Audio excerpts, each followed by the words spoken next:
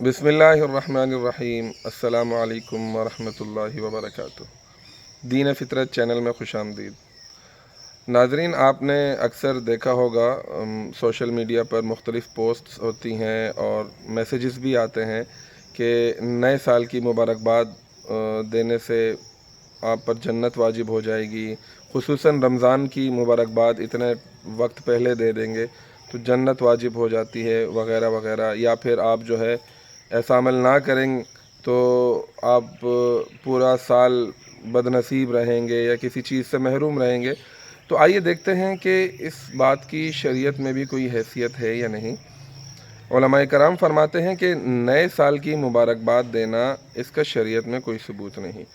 हाँ, अलबत्ता अगर कोई बग़ैर सवाब की नीयत के और इसे ज़रूरी समझे बग़ैर मुबारकबाद दे, किसी को खैर व बरकत की दुआ दे, तो इसमें कोई हर्ज नहीं। और एक दुआ है जो बाज़ रिवायात से साबित भी है कि नए इस्लामी साल के आगाज़ पर वो दुआ पढ़नी चाहिए। लिहाजा हर नए महीने का चाँद देखकर और नए इस्लामी साल के आगाज़ पर ये दुआ पढ़ लेनी चाहिए। वो दुआ क्या है? वो दुआ है अल्लाहुम्मा अदखिलहु अलैना बिल अमनी वल ईमान वस्सलामती वल इस्लाम व रिज़वानिम मिनर रहमान व जिवारिम मिनश शैतान। ये दुआ है। ये दुआ अगर आप पढ़ लें तो ये बेहतर है। बाकी किसी किस्म के इश्कालात में या किसी किस्म की तोहम परस्ती में पढ़ने की ज़रूरत नहीं है।